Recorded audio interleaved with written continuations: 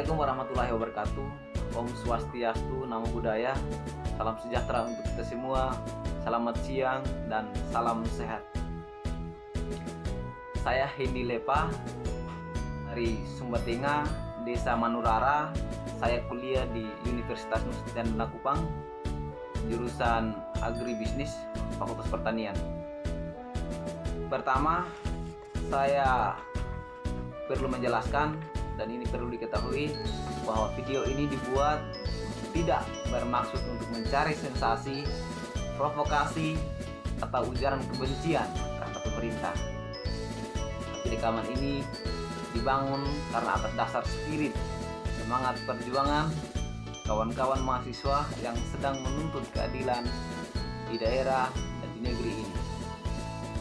Dan juga menjadi penting untuk diketahui dalam mengedukasi publik terkait kebijakan anggaran dana COVID-19. Karena di luar sana banyak yang bertanya-tanya bagaimana anggaran COVID-19 gitu.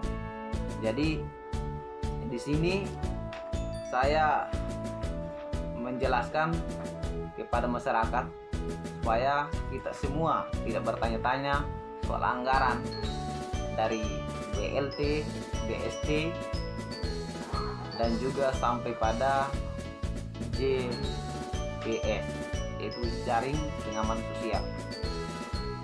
Baik, terkait polemik yang saat ini terjadi yang menjadi topik perbincangan kawan-kawan mahasiswa, yaitu isu pembatalan bantuan kepada mahasiswa terhadap terdampak COVID-19.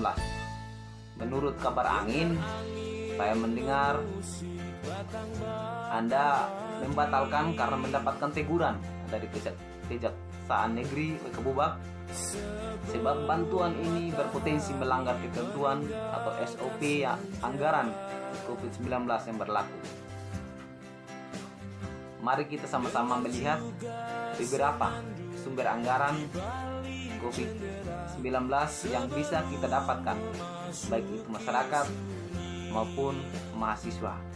Dan pernyataan ini dibangun atas satu pertanyaan, yaitu apakah mahasiswa juga layak mendapatkan bantuan ini atau tidak.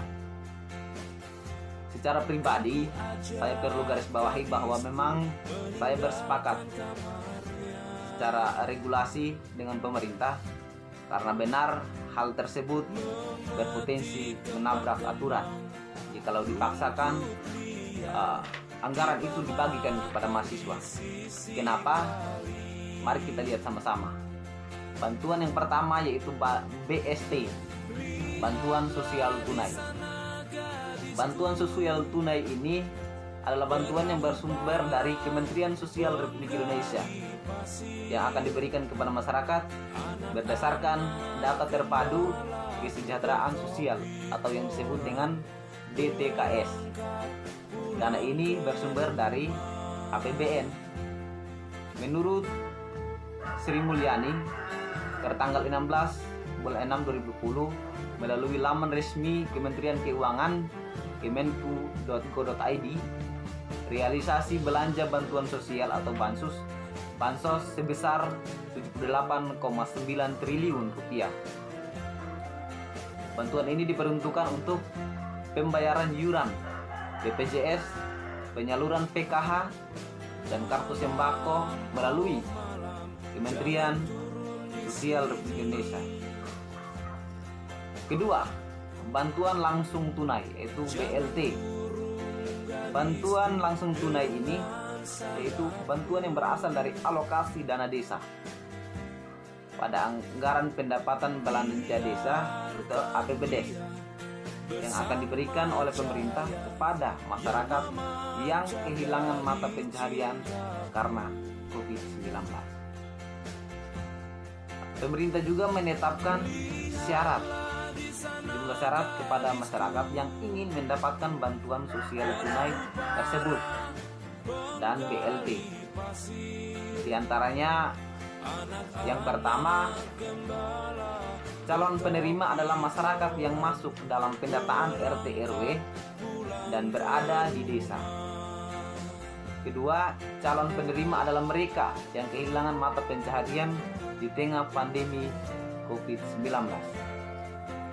Berikut calon penerima tidak terdaftar sebagai penerima bantuan sosial lain dari pemerintah pusat seperti PKH, kartu sembako, paket sembako, bantuan pangan non tunai atau BPNT, hingga kartu prakerja.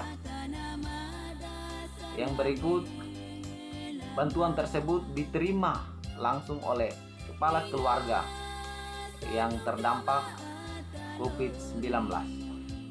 Nah, dari persyaratan tersebut sangat jelas bahwa bantuan tersebut untuk kakak yang terdampak COVID-19, bukan untuk perseorangan. Itulah sebabnya kenapa bantuan tersebut dianggap berpotensi melanggar aturan jika dipaksa dibagikan kepada mahasiswa.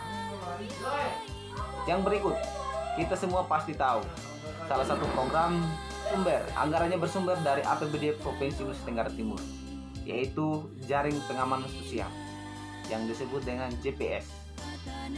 Menurut kabarnya, Sumba Tengah melalui Tim Percepatan Penanganan COVID-19 mendapatkan alokasi anggaran sebesar 35 miliar rupiah dan 15 miliar dialokasikan di bidang kesehatan untuk pengadaan APD dan kebutuhan kesehatan lainnya. Menurut dikutip dari ekorantt.com, pemerintah Provinsi Nusa Tenggara Timur mengalokasikan dana JPS sebesar 105 miliar. Skema bantuan sosial yang diberikan Pemprov NTT ini untuk masyarakat terdampak COVID-19, yakni jaring pengaman sosial tunai dan non tunai, yaitu seperti bantuan sosial beras. Sasaran penerima bantuan JPS dari Pemprov NTT sekitar 80.000 kakak atau kepala keluarga, dan setiap kakak akan mendapatkan 500.000 rupiah per bulan dalam bentuk tunai maupun non tunai dari bulan Juli hingga Oktober 2020. Sehingga bantuan JPS ini jika dipaksakan juga untuk diberikan kepada mahasiswa yang notabene-nya perseorangan, maka pemerintah sama dengan bunuh diri. Lalu apakah JPS ini bisa diakses oleh mahasiswa terdampak COVID-19? Seperti yang dilakukan pemerintah Kabupaten Flores Timur, dikutip dari media Indonesia.com. Jawabannya bisa saja kalau berani, tapi konsekuensinya besar. Caranya bagaimana mungkin yang bisa dilakukan? Ya, mahasiswa sebagai penerima sebesar 500.000 per bulan, dan orang tua dari mahasiswa tersebut yang bertanggung jawab sebagai bukti tanda terima. Mungkin ini solusi.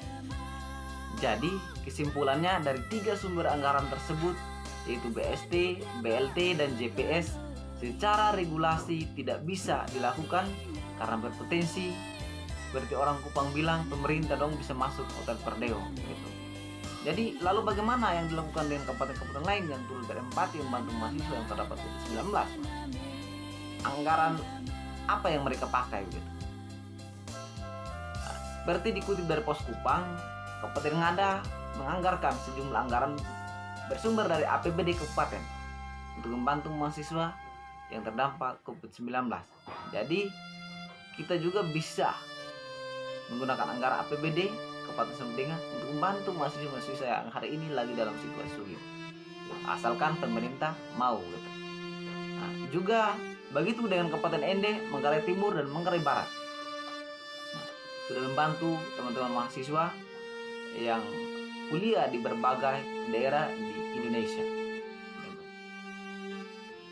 Apa Sumba Tengah juga bisa lakukan hal yang sama? Jawabannya Bisa. Lalu bagaimana jika Kabupaten Sumba Tengah sudah melakukan rapat paripurna persetujuan Raperda tentang APBD tahun anggaran 2020? Sudah ditetapkan dan tidak ada anggaran untuk alokasi anggaran terdampak COVID-19 pada mahasiswa.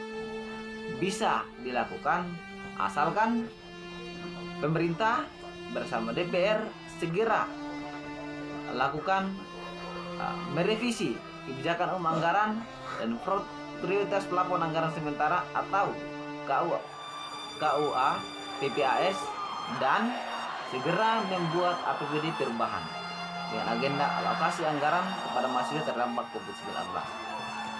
Gitu. Jadi itu bisa bersumber dari kas daerah atau silva sisa anggaran tahun sebelumnya. Jadi iya, kalau saja bapak-bapak kita di kabupaten punya hati membantu kami mahasiswa dengan cara ini, cuma dengan cara ini yang bisa dilakukan, sehingga jangan mengecewakan kami mahasiswa yang hari ini dalam situasi sulit. Ada begitu banyak mahasiswa, kurang lebih ribuan orang mahasiswa yang kuliah di berbagai daerah di Indonesia. Yaitu tentunya ketika itu tidak terrealisasi, maka yang jelas kami akan merasa kecewa sekali, karena benar-benar kami merasakan hal ini. Saya juga tahu bahwa bapak-bapak sekalian pasti merasakan hal yang kami rasakan, apalagi dalam situasi sekarang. Bapak-bapak sekalian karena menjadi seorang mahasiswa, karena merasakan hal sulit, ya lebih sulit mungkin dari yang kami rasakan. Jadi kita hanya butuh kebijakan yang baik dari bapak-bapak sekalian, pemerintah Kabupaten Sumber Tengah dan DPRD Kabupaten Sumber Tengah, segera membahas hal yang dimaksud tadi untuk membantu kami mahasiswa. Jadi mungkin itu yang dapat saya sampaikan.